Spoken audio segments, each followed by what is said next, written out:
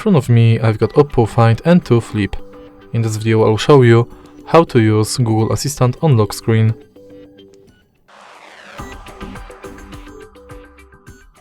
In the beginning, let's go to Google app,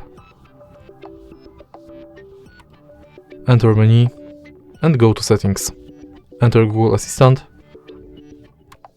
go to voice match and enable Hey Google function.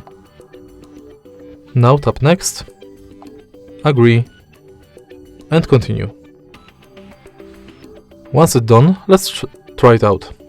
OK Google. Now you are sure it's working, let's go back and enter lock screen. Also make sure that this function is enabled, and now simply lock the screen and say, Hey Google, what's the weather like tomorrow?